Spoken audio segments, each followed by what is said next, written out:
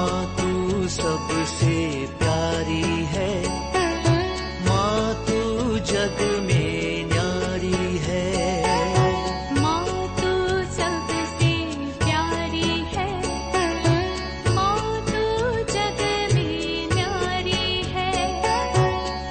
अपने आंचल में रखना, अपने आंचल में रखना।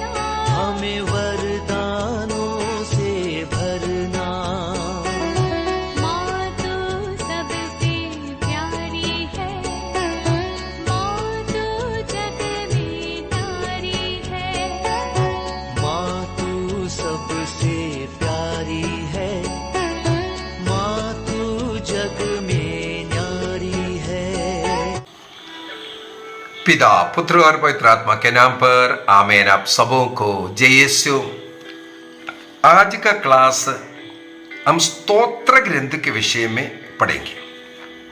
स्तोत्र ग्रंथ साम, हमें मालूम है 150 स्तोत्र हम लोगों को उस ग्रंथ के अंदर मिलेगा। दाऊद के नाम से ही स्तोत्र ग्रंथ को हम लोग बताते हैं। और आज के क्लास में हम लोग सीखेंगे ये स्तोत्र ग्रंथ क्यों लिखा, कैसे लिखा, किसने लिखा, कब लिखा, ये सब बातें हम लोग सीखेंगे। क्यों लिखा गया, सबसे महत्वपूर्ण बात है इस स्तोत्र को क्यों लिखा गया और ये स्तोत्र के अंदर किसके विषय में बता रहा है। ऐसे थोड़ा मोटे तौर पर कुछ बातें ही आज के स्तोत्र ग्रंथ के क्लास में हम लोग सीखेंगे। एक एक स्तोत्र के अंदर जाना बहुत ही मुश्किल है। अगर हम लोग जब सीखा एक एक स्तोत्र, पूरे स्तोत्र को हम लोगों को भी सिखाया नहीं है। कुछ स्तोत्रों को जो सिखाए, एक स्तोत्र को, अभी उदाहरण के लिए स्तोत्र 1, उसी को सिखाने का, उसका राइटिंग, उसका शब्द, उसी में ही कम से कम 1 घंटा चाहिए, उसका वो लेआउट बताने के लिए। तो इतना सुंदर, इतना शक्तिशाली प्रार्थना है स्तोत्र। यहूदी लोग इसी को ही प्रार्थना मानते थे, इसी को ही गाते, इसी को स्तुति करते हैं। और हमें मालूम है हमारे लिटर्जी के अंदर, हमारे लिटर्जी के अंदर स्तोत्र को एक मुख्य स्थान है।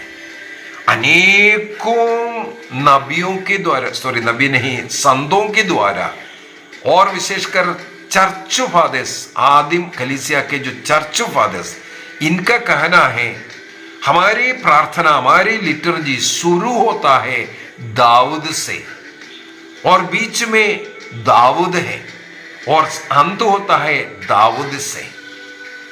क्या मतलब है दाऊद से? दाऊद से बोलना अर्थात स्तोत्र से शुरू होता है, बीच में भी स्तोत्र गाते हैं और अंत भी स्तोत्र से होता है। मृतकों के दफन विधि के विषय में भी यही कहते हैं, स्तोत्र से शुरू होता है, स्तोत्र में अंत होता है। किसी भी प्रार्थना, वहां हम लोगों के प्रार्थना में, हमारे लिटर्जी के अंदर, कैथोलिक चर्च की प्रार्थना के अंदर हमें स्तोत्र मिलेगा। उदाहरण के लिए हमारे पारिवारिक प्रार्थना एवं धर्म शिक्षा पुस्तक को लीजिए, उसके अंदर 5 समय की प्रार्थना लिखा हुआ है। संध्या प्रार्थना, रात्रि प्रार्थना, सुबह की प्रार्थना, दोपहर की प्रार्थना और 3 बजे की प्रार्थना बोल करके इन 5 समय की प्रार्थना में उसके अनुसार स्तोत्र को भी शामिल किया हुआ है। हमें मालूम है ईसा मसीह की प्रार्थना में, उदाहरण के लिए ले लो, क्रूस पर वो यातनाएं सहन कर रहा था। उस क्रूस पर लेटे लेटे ईसा मसीह जैसे प्रार्थना किया, वो स्तोत्र 22 है। यहूदी लोग स्तोत्र को खंडस करते थे। पूरे 150 स्तोत्र दिन में अनेकों बार लोग रिपीट करता था। इसके लिए जैसे हम लोग रोजरी जपने के लिए माला इस्तेमाल करता है, ये माले का इस्तेमाल यहूदी लोग स्तोत्र को गिनने के लिए उपयोग करता था। इसलिए स्तोत्र बहुत ही मुख्य गीत है, प्रार्थना है। इसके विषय में मुझे बहुत ही अच्छा कुछ मजेदार बात सीखने के लिए मिला। स्तोत्र का ये जो रचना कैसे आया? ये पूरा गीत है। एक्चुअली स्तोत्र को पढ़ना नहीं चाहिए, स्तोत्र को गाना चाहिए। क्या है? स्तोत्र गीत है, सारे 150 गीत है।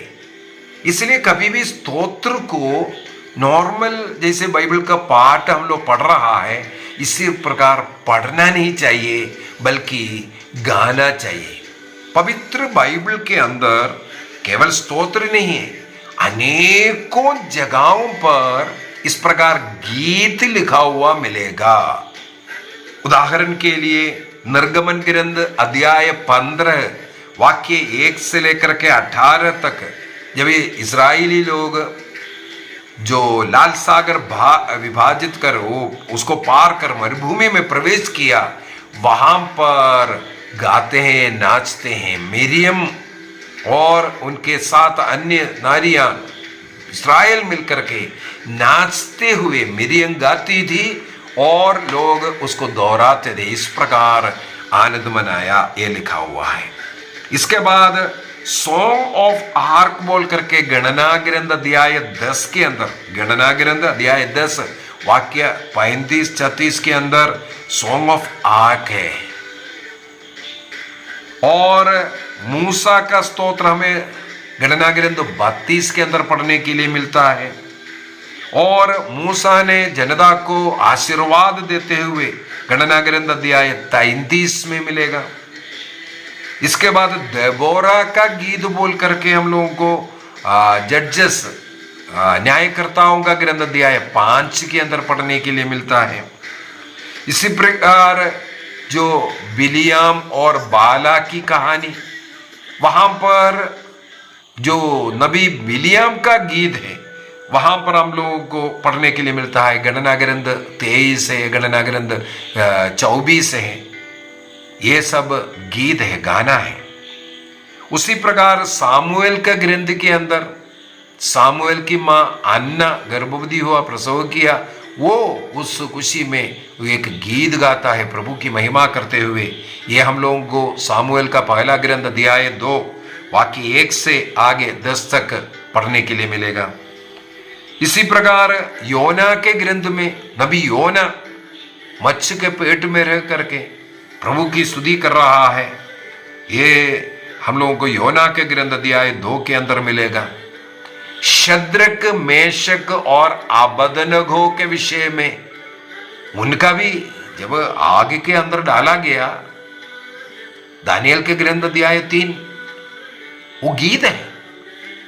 वे लोग प्रभु का महिमा गाते हुए गीत। इस प्रकार अनेकों गीत हमें बाइबल के उस पुराने विधान में देखने के लिए मिलता है। उसी प्रकार पूरा किताब, ये जो स्तोत्र है, ये गीत है। ये कैसे यहूदी नबियों के बीच में इसके विषय में एक कहानी है। ये गीत के पीछे यहूदी नबी लोग कुछ बातें बताते हैं। नबी ने रब्बी लोग जो टीचर्स हैं, उनका कहना है आदि में ईश्वर ने मनुष्य की जब सृष्टि किया, उनको 2 प्रकार का अनुग्रह कृपा दिया। मनुष्य की सृष्टि करते हुए 2 आशीष दिया। सबसे पहला आशीष का नाम मलकूस कहते हैं। मलकूस अर्थात सोवर्निटी, राजत्व। मनुष्य को सब सृष्टियों के ऊपर राज करने का अधिकार दिया। उनका मालिक मनुष्य को बनाया। मनुष्य की सृष्टि में ईश्वर का फर्स्ट वरदान, मनुष्य को ईश्वर के सारे सृष्टि के ऊपर बनाकर रखा। सेकंड यही है, मनुष्य को ईश्वर ने यशीरोत दिया कहते हैं। यशीरोत माने गीत दिया। उसका वो जो लय, वो श्रुति, वो उनके हृदय में डाल दिया है। इसका मतलब मनुष्य का हृदय में ये गीत, ये लय वो डाल दिया, गीत को डाल दिया बोल सकते हैं। हमें मालूम है कई बीमारियों का एक प्रकार का ट्रीटमेंट है गीत, जिसके हृदय के अंदर ये लय है, उनके जीवन में कई प्रकार का ऐसा आशीष कृपाएं हम देख सकते हैं। तो ये भी हम लोग कहते हैं, एक बार गीत के द्वारा जो प्रार्थना करना, गाना गाते हुए प्रभु की स्तुति करना, ये डबल प्रार्थना है कर करके। अन्य कोई भी प्रार्थना कर रहे उससे डबल आशीष, छोटा सा 2 लाइन गीत गा करके जो प्रभु की महिमा करेगा उसमें डबल आशीष मिलता है करके बोलते हैं। तो वो ले ईश्वर ने मनुष्य की सृष्टि में मनुष्य को दिया, लेकिन मनुष्य ने पाप कर वो जो हारमोनियम, जो लय, जो गीत का जो श्रुति जो दिया था उसको बिगाड़ दिया पाप आकर के।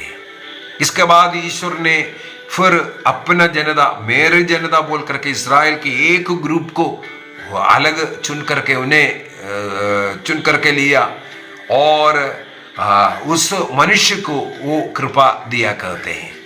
अब्राहम ईश्वर के लिए इसलिए बलिवेदी बना रहा है, ईश्वर से जुड़े रहने के लिए। ये सब आगे हम लोग देख सकते हैं। लेकिन मनुष्य ने फिर पाप कर ईश्वर से जो दूर होना, इसका मतलब उनके मन में वो ईश्वर ने जो गीत का जो तरंग जो दिया था, जो श्रुति जो दिया था, वो फिर से खराब कर रहा है। ईश्वर ने फिर मूसा नबी के द्वारा कई बार हम लोगों को मालूम है विधान जोड़ते हैं, विधान जोड़ करके यही कृपा वापस लेने के लिए, लेकिन मनुष्य बार बार उसको खोता रहा। आखिरी में ईश्वर ने यहूदी रब्बियों का कहना है दाऊद को चुना अपने हृदय के अनुसार, यही उसके विषय में बोल रहा है। ईश्वर के हृदय के अनुरूप अनुकूल एक व्यक्ति को दाऊद में मिला, तो ईश्वर के हृदय के उस संगीत को ईश्वर ने दाऊद में डाल दिया करके यहूदी रब्बियों का कहना है। दाऊद भी बड़े बड़े पाप किया, बत्शबा के साथ व्यभिचार किया, हत्या किया, लेकिन प्रभु ने अपने हृदय के अनुसार एक व्यक्ति को जो भी गलती किया उसके लिए वो पश्चाताप करते हैं। स्तोत्र ग्रंथ 51 उसको स्तोत्र कहते हैं, स्तोत्रों का स्तोत्र, साम ऑफ साम्स कहते हैं, साम ऑफ साम्स। उसके अंदर सब कुछ है। स्तोत्र 51 के अंदर हम लोगों ने जब स्तोत्र 51 को सीखा, एक्चुअली एक एक लाइन को जब सीख करके जाएंगे उसका एक एक क्या मतलब है ये सब सीखेंगे, तब उसका अर्थ समझ में आता है। इन सारे स्तोत्र के अंदर चाहे दाऊद का वो आगे हम लोग देखेंगे कौन कौन कहाँ क्या क्या लिखा है करके, तो एक कोई भी लिखा है ईश्वर ने उनके मन में यही संगीत डाल करके दिया, ये गीत डाल करके दिया ईश्वर की महिमा के लिए, ईश्वर की स्तुति करने के लिए, ईश्वर की आराधना करने के लिए हम लोग देखते हैं। लेकिन उनके अंदर सबों में 150 स्तोत्र है। 150 स्तोत्र के अंदर हम लोगों को ईसा मसीह मिलता है, उस मसीह मिलता है। ये छिपा हुआ है, कहीं भी हम लोग ईसा नाम लिखा हुआ नहीं मिलेगा, लेकिन हर एक के अंदर कहीं ना कहीं जा करके उस हर स्तोत्र के अंदर ईसा मसीह छिपा हुआ कर करके मिलेगा। हम लोगों को कुछ जो स्तोत्र जितने भी सिखाया, उस जो पुरोहित ने जो सिखाया उनका लक्ष्य यही था, उस स्तोत्र के अंदर मसीह कहाँ है, मसीह को कैसे ढूंढना है। इसके बाद हम लोगों को बोला हर स्तोत्र में तुम लोग मसीह को ढूंढो, ईसा मसीह को ढूंढना है।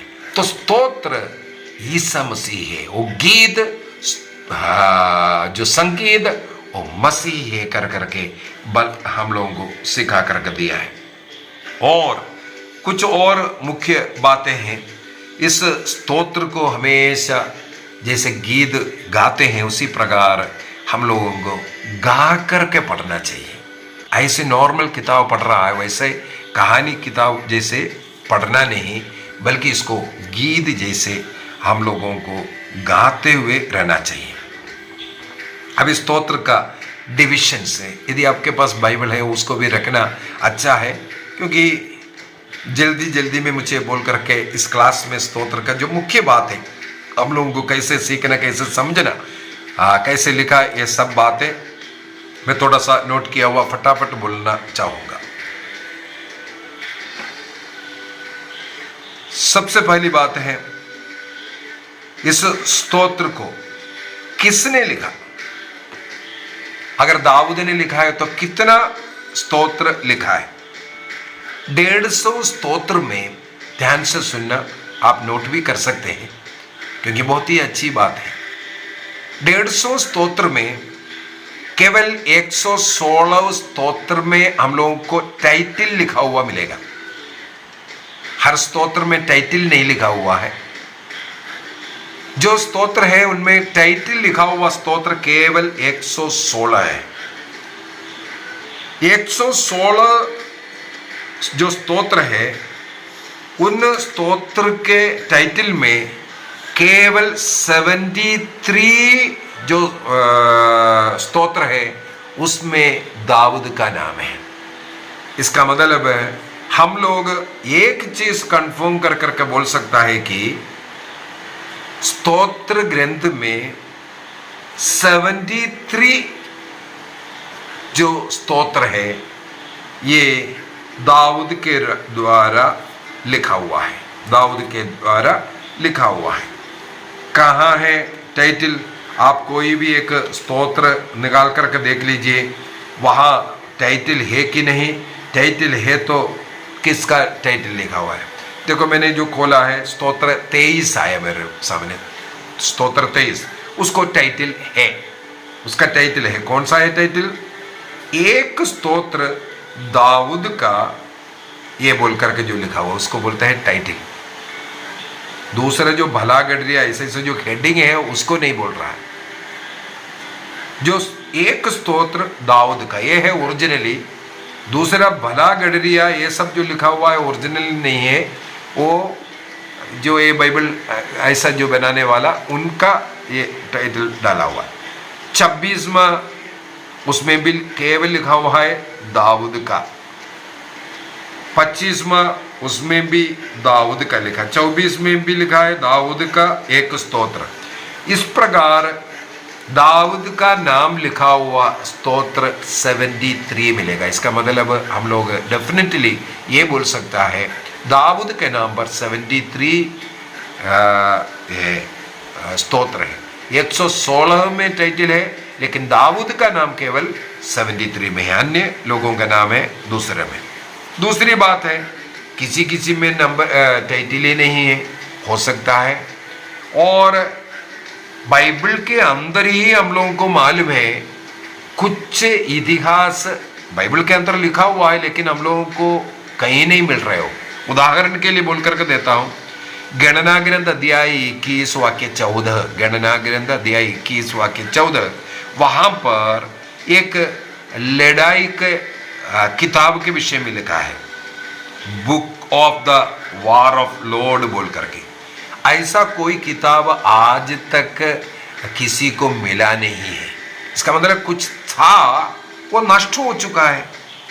इसी प्रकार याशेर का बुक बोल करके कई जगहों पर लिखा हुआ मिलेगा। योशुआ का ग्रंथ अध्याय 10 वाक्य 12-13 में, सामुएल का दूसरा ग्रंथ अध्याय 1-18 में, सब याशेर का बुक बोल करके। आज याशेर का बुक भी कहीं भी उपलब्ध नहीं है, लेकिन बाइबल में लिखा हुआ है। ऐसे अनेकों उदाहरण है। कुछ तो नष्ट हुआ है, उनको इकट्ठा कर करके भी ये स्तोत्र के अंदर जोड़ा हुआ है। यहाँ वहाँ से किसने लिखा, क्या लिखा, ये मालूम नहीं है। ऐसे चीज़ों को भी इसके अंदर जुड़ा हुआ है। अन्य बाइबल के पार्ट में लिखा हुआ कुछ गीत है, उसको भी स्तोत्र के अंदर शामिल किया हुआ है। तो सबसे पहली बात, 150 स्तोत्र के अंदर 116 स्तोत्र में टाइटल है, उनमें केवल 73 जो टाइटल्स है डेविड के नाम से है, अन्य नाम किसी और का है, आगे बता कर दूंगा। अभी उस 73 में 13 स्तोत्र जो है, 13 स्तोत्र पूरा दाऊद के ही जीवन के विषय में है। इसका मतलब वो दाऊद जरूर लिखा है, दाऊद के विषय में लिखा हुआ है। उदाहरण के लिए स्तोत्र 3 है, 7 है, 18, 34, 51 बेतशबा के साथ व्यभिचार पाप के बाद 52, 54, 56, 57, 59, 60, 63, 142 ये 13 स्तोत्र दाऊद के विषय में ही लिखा हुआ है। इसके बाद सामुएल का दूसरा ग्रंथ अध्याय 1 में 19वां वाक्य से 27वां वाक्य तक वहां पर एक गीत लिखा हुआ मिलेगा। कौन सा गीत है? जब साउल और साउल का पुत्र जोनाथन लड़ाई में मर गया, तब रोते हुए एक गीत गाते हैं दाऊद, उस गीत को लिखा हुआ मिलेगा। और उसी प्रकार सामुएल का दूसरा ग्रंथ अध्याय 22 वाक्य 2 से आगे पूरा ये जो लड़ाई में विजय सफलता मिला उसका बाद दाऊद ने गाया है, उसको स्तोत्र 18 के रूप में स्तोत्र ग्रंथ में भी हम लोगों को पढ़ने के लिए मिलता है। उसी प्रकार इतिहास का ग्रंथ, पहला ग्रंथ इसी इतिहास का क्रॉनिकल, फर्स्ट क्रॉनिकल अध्याय 16 वाक्य 8 से 36 तक है, वहां पर भी हम लोगों को एक गीत मिलेगा। वो भी हम लोगों को स्तोत्र 105 1 से 15 तक का जो गीत है वो स्तोत्र ग्रंथ 105 में वही गीत मिलेगा। इस प्रकार हम लोगों को अन्य ग्रंथों में लिखे हुए कुछ गीतों को भी यहाँ स्तोत्र के अंदर सम्मिलित किया हुआ।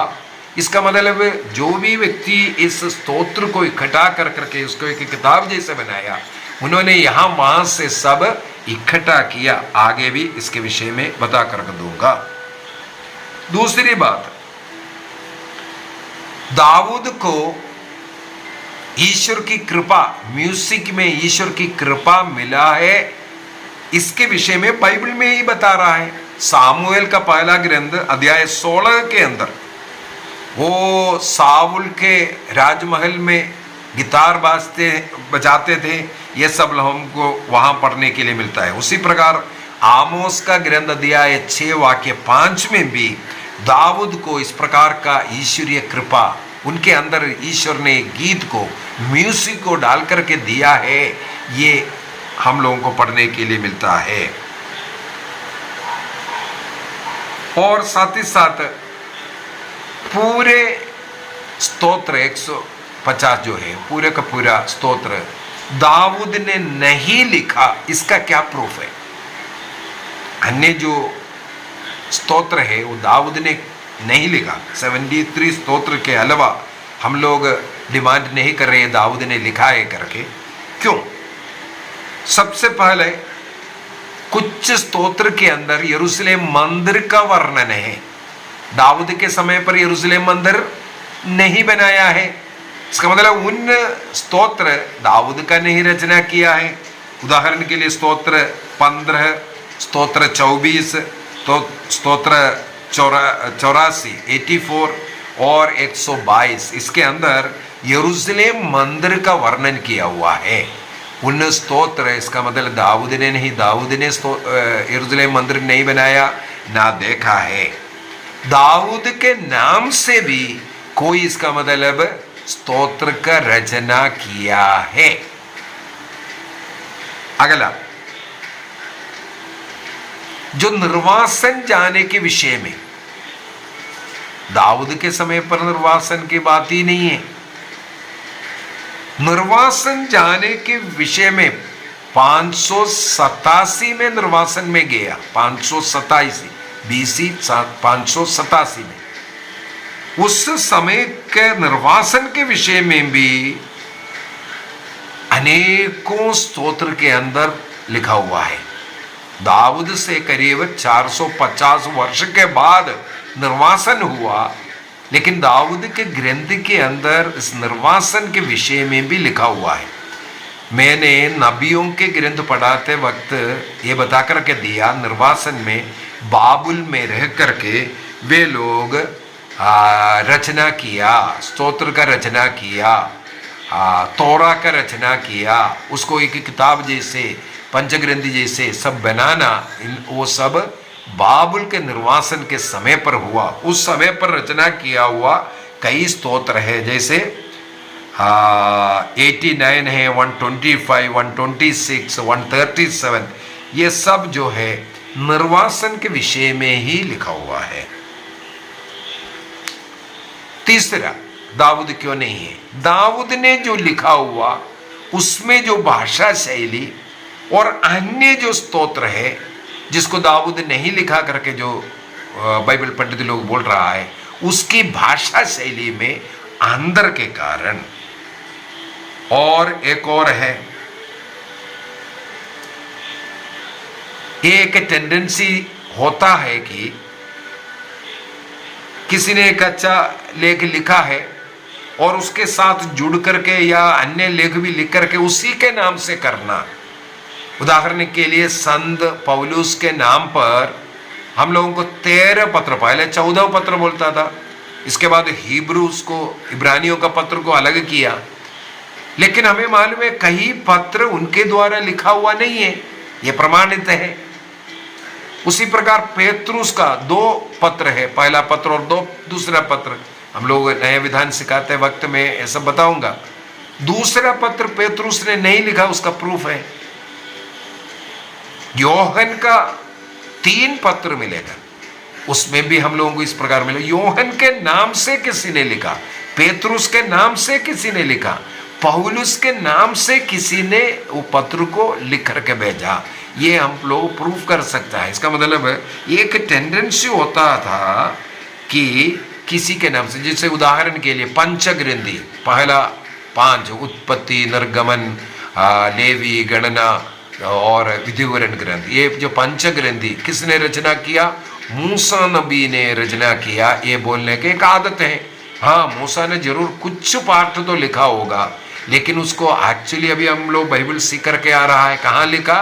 निर्वासन के समय पर यहूदी लोगों ने बैठ करके वो वहाँ मूसा ने लिखा हुआ और उसके साथ कुछ जोड़ कर करके ये सब ये लिखा है। तो नाम किसका है? मूसा नबी का। मूसा नबी का है तो मूसा के मृत्यु के विषय में और मूसा को कहाँ दफनाया इसके विषय में मूसा नबी तो नहीं लिख सकता है ना। तो ऐसा मैंने उसको भी प्रूफ कर करके बताया था। पंचग्रंथि को सिखाते वक्त उसका प्रूफ मैंने किया था। सब कुछ मूसा नबी ने नहीं रचना किया, क्यों क्यों है करके। ये एक आदत था। विजडम बुक जितना भी विजडम बुक से है वो सोलेमन के नाम से है। उसी प्रकार स्तोत्र को दाऊद के नाम पर कर कर रखा है, जबकि दाऊद के नाम पर केवल 73 किताब है, 73 किताब है, और उसमें भी कई हो सकता है किसी और ने उसके नाम से लिखा भी है।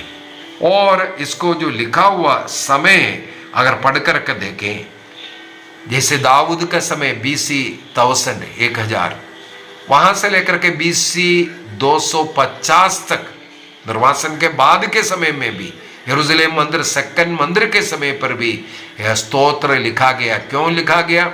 स्तोत्र यरूशलेम मंदिर के लिए जो जाने वाला, उस यरूशलेम पहाड़ चढ़ते वक्त गाने वाला, और यरूशलेम मंदिर में बलि अर्पित करने का और प्रभु को धन्यवाद देने के लिए, इस प्रकार उस समय के जरूरत के अनुसार स्तोत्र के साथ जोड़ दिया, दाऊद के साथ जोड़ दिया।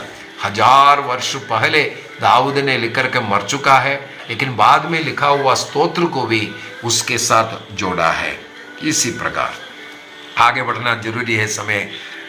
इस स्तोत्र को हम लोग 4 स्टेजेस या 4 भाग कर सकता है स्तोत्र को।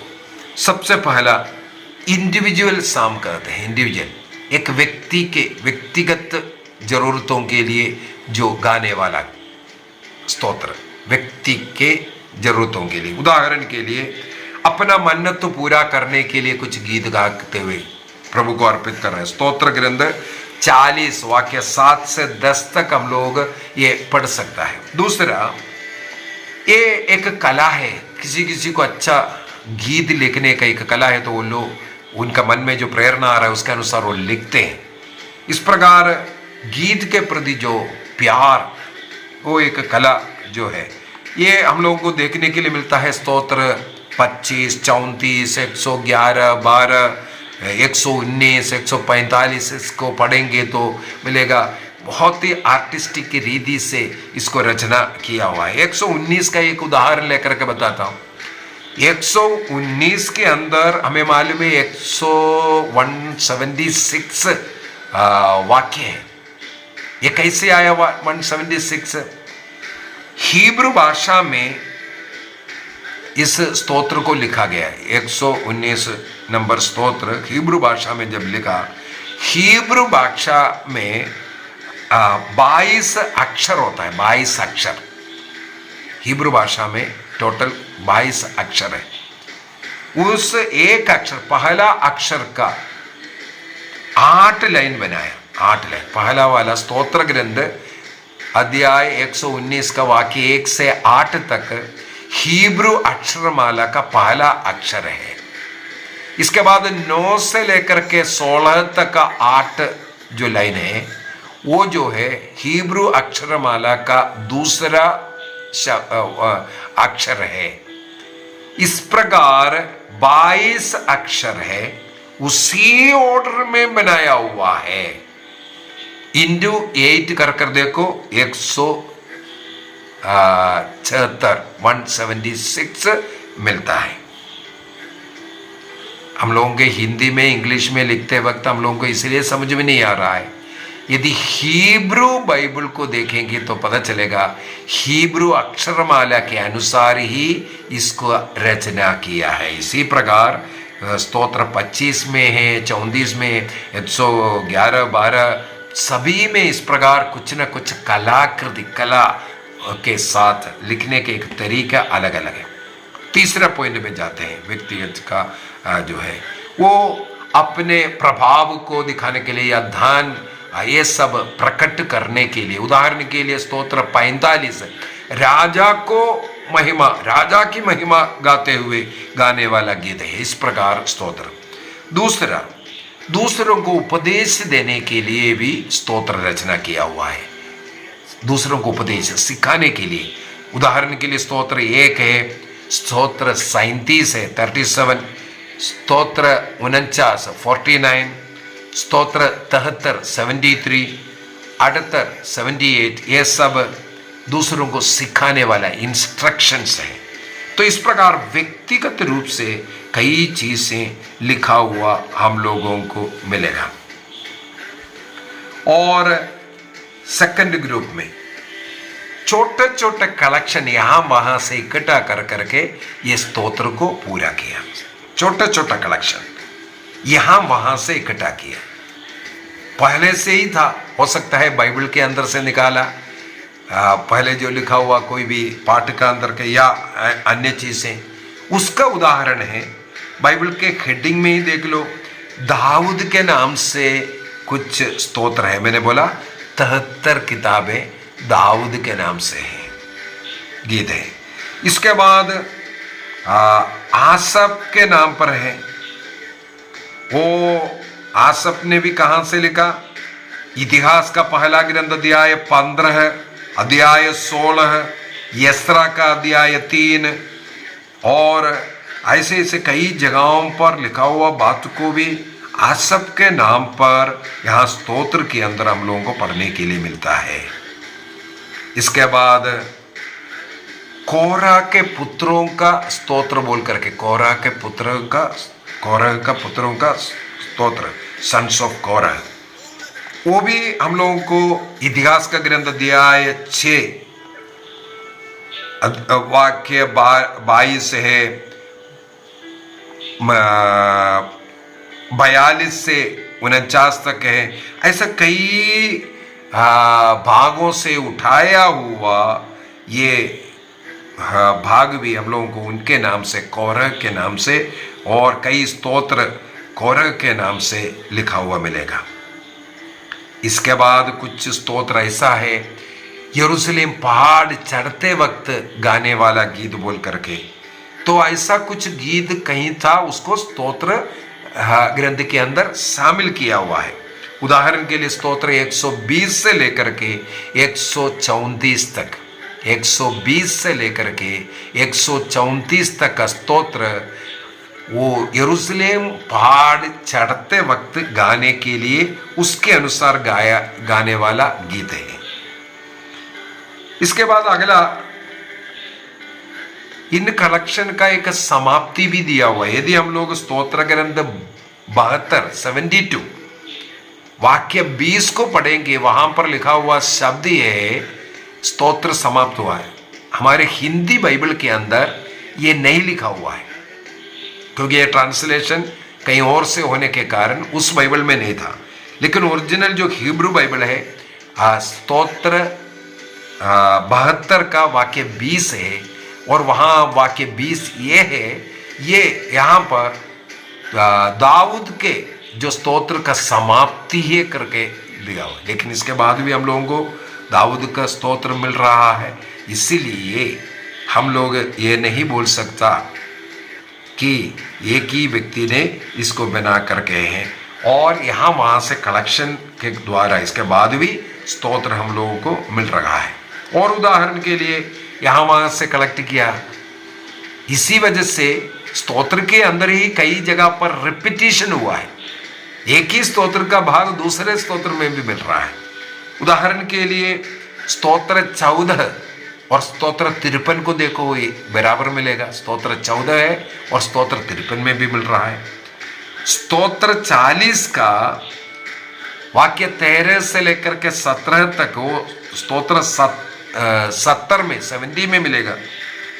उसी प्रकार स्तोत्र 108 को अगर हम देखें, स्तोत्र 57 का 7 से लेकर के 11 तक है, और साथ ही साथ स्तोत्र 60 का 5 से 12 तक, मतलब रिपीटिशन हम लोगों को मिलेगा। ये भी प्रूव करता है यहाँ वहाँ से इकट्ठा कर करके इसके अंदर जोड़ कर रखा है, इसी के कारण। ये है छोटा छोटा कलेक्शन का। अभी कुछ बड़ा कलेक्शन का भी हम लोग देख सकते हैं। एक बड़ा कलेक्शन, तीसरा स्टेज ये है बड़ा कलेक्शन।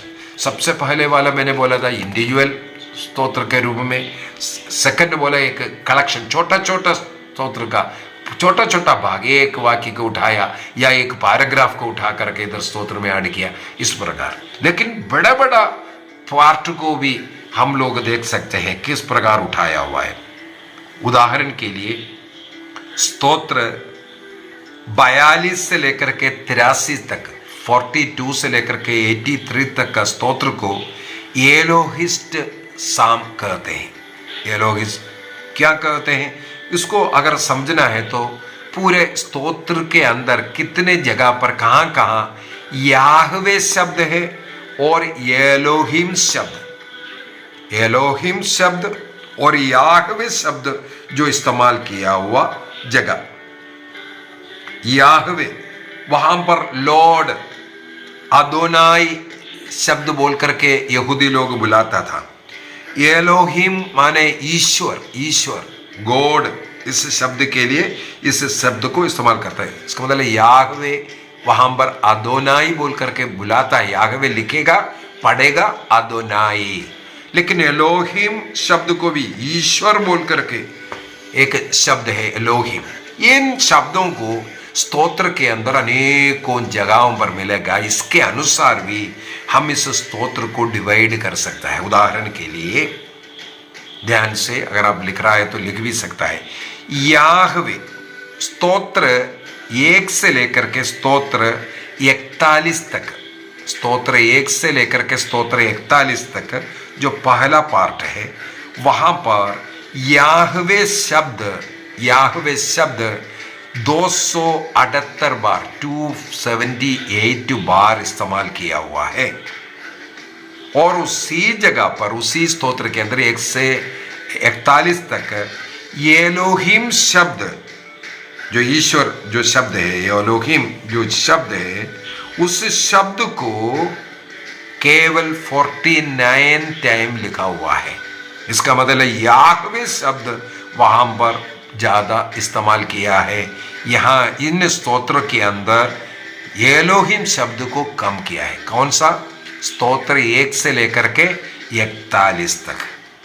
अभी सेकंड पार्ट में स्तोत्र 42 से लेकर के स्तोत्र 83 तक 42 to 83, वहां पर एलोहिम शब्द को ज्यादा लिखा हुआ है, इसलिए इसी को एलोहिस्ट साम कहते हैं। क्योंकि वहां पर 42 साम 42 से 83 तक एलोहिम शब्द, गॉड शब्द को 245 बार इस्तेमाल किया है। 245 जगह पर इसको इस्तेमाल किया है। देवूस शब्द, ईश्वर। लेकिन वहां पर याहवे शब्द जो है, या अदोनाई जो बोल रहा है, वो शब्द केवल 45 बार ही लिखा हुआ है। इसका मतलब उस पार्ट को एलोहिस्ट साम कहते हैं। अभी बाकी 83 तक, 84 से लेकर के 150 तक का जो स्तोत्र है, वहां पर याहवे शब्द को 372 बार लिखा हुआ है। 372 टाइम्स याहवे वर्ड लिखा। लेकिन एलोहिम वर्ड जो केवल 71 बार, 71 बार लिखा हुआ है। इस प्रकार पूरे स्तोत्र को अगर तीनों पाठ को मिलाकर के देखें, याहवे शब्द 695 टाइम उपयोग किया और एलोहिम शब्द 365 समय पर इस्तेमाल किया। एलोहिम शब्द को ज्यादा कहां इस्तेमाल किया? सेकंड पार्ट में एलोहिम को ज्यादा किया। वो पार्ट है चैप्टर 42 से लेकर के 83 तक, इसलिए उसको एलोहिस्ट साम कहते हैं। देखो, साम को इस प्रकार मोटे तौर पर, मोटे कलेक्शन के रूप में भी हम लोग देख सकता है। अभी चौथा स्टेज में जाते हैं। इसको कैसे प्रस्तुत किया? पूरे स्तोत्र को अगर पूर्ण रूप से 1 से लेकर के 150 तक अगर हम देखें, उसका चैप्टर 1 और 2, स्तोत्र 1 और 2 को हम लोग इंट्रोडक्शन बोल सकता है। उसमें कोई टाइटल हमको नहीं मिलेगा। जैसे तोरा में जैसे होता है, उसी प्रकार ईसा मसीह को राजा के रूप में प्रस्तुत करते हुए, भविष्य में आने वाले राजा के रूप में लिखते हुए इसको लिखा है। सबसे पहले जो स्टार्टिंग वर्ड इसमें इस्तेमाल किया हुआ है आश्रयी शब्द को। आश्रयी माने हैप्पी। हम लोगों को हिंदी में उसको धन्य लिखा हुआ है। ये शब्द है स्तोत्र ग्रंथ स्टार्टिंग में लिखा हुआ आश्रयी शब्द को इस्तेमाल करते हुए। और दूसरा साम को जो खत्म करते हुए उसका लास्ट 12वां वाक्य भी इसी से ही समाप्त किया है, आश्रयी से, हैप्पी से। इसका मतलब फर्स्ट एंड लास्ट इंट्रोडक्शन का वो शब्द आश्रयी शब्द से हैप्पी, धन्य, इस शब्द को इस्तेमाल करते हुए लिखा हुआ है। इसलिए इसको इंट्रोडक्शन पार्ट कहते हैं। इसके बाद उसका लास्ट है कंक्लूशन पार्ट को भी ले लेते हैं। कंक्लूशन पार्ट है स्तोत्र ग्रंथ 146 से लेकर के 150 तक।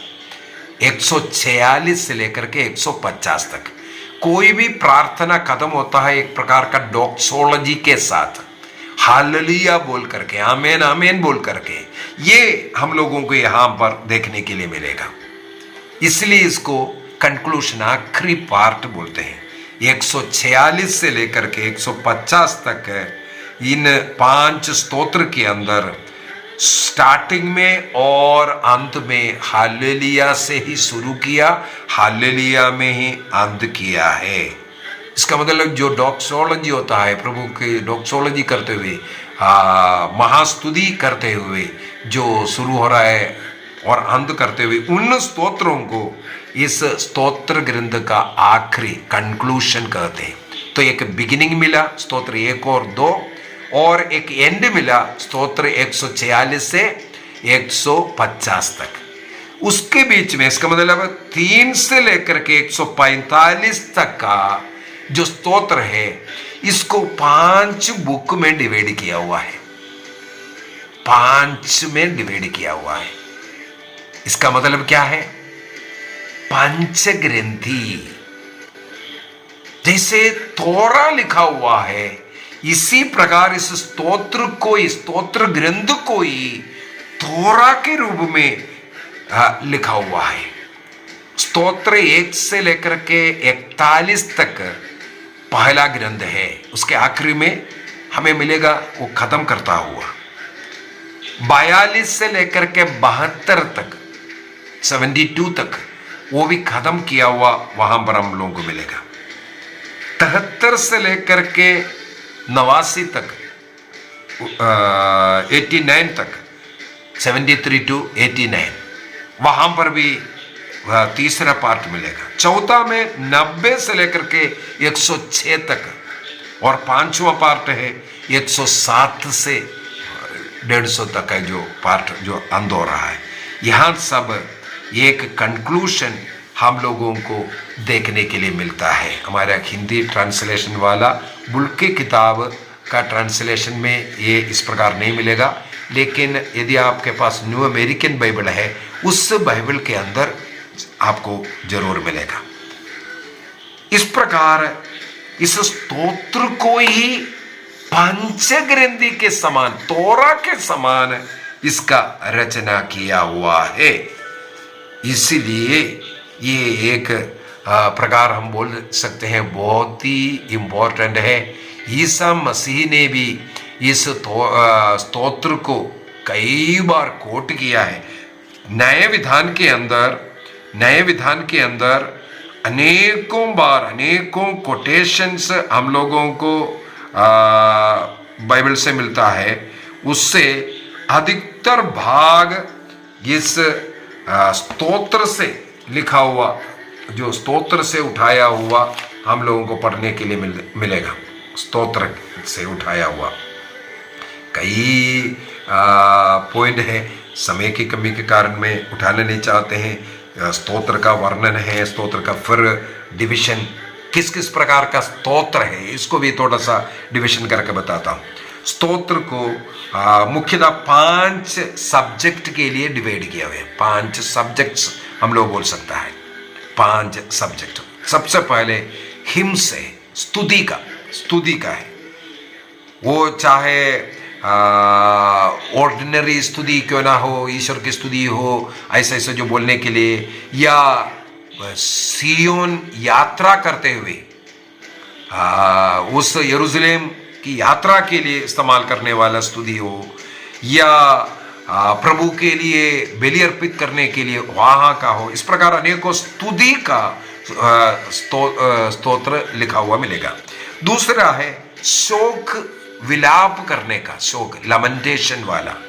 वो भी इंडिविजुअल अपने गुनाहों के लिए, जैसे स्तोत्र 51 दाऊद का अपने खुद का पाप के लिए रो रहा है, या कम्युनिटी का, समुदाय का स्तोत्र 44 को पूरे यूदा लोगों का पाप के लिए है। तो इस प्रकार विलाप का भी अनेकों प्रकार का विलाप का हमें मिलेगा। अगला है राजा के विषय में स्तुति करने वाला, इस्राएल के राजा का वो अनेकों स्तोत्र है। स्तोत्र 2, 18, 20 ऐसा कर करके बहुत है। तो वो राजा का जितना भी वो स्तोत्र है वो ईसा मसीह की ओर डायरेक्ट उनकी स्तुति है, उनकी ओर है।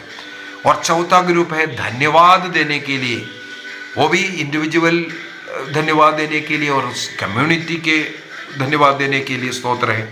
और कुछ सिखाने वाला विजडम साम्स भी उन्हें कहते हैं। तो इस प्रकार कौन सा है, इस प्रकार अनेकों बातें। एक और बात बोल करके खत्म कर देता हूँ, क्योंकि कई लोग डाउट में रहता है।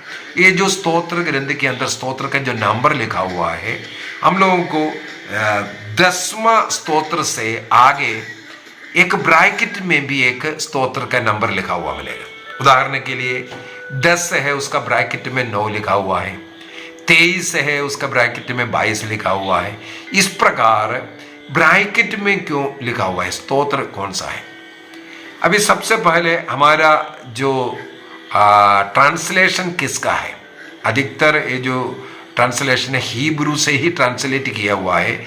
यदि हीब्रू का ट्रांसलेशन है, सबसे पहले जो लिखा हुआ वो नंबर हीब्रू नंबर है और ब्रैकेट में लिखा हुआ ग्रीक ट्रांसलेशन का नंबर है। जब ग्रीक ट्रांसलेशन किया तब नंबर में कुछ परिवर्तन हुआ। कैसे हुआ? जब ट्रांसलेशन हुआ, जो 9 और 10 को ग्रीक के अंदर क्या किया, 9 बनाया, 1 बनाया।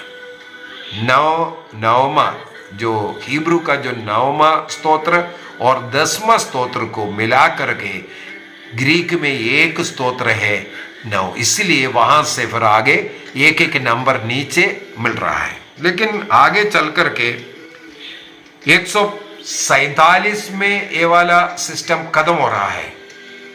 147 में हिब्रू में 147 एक ही है, लेकिन ग्रीक में 146 और 147 ये दो स्तोत्र बनाया।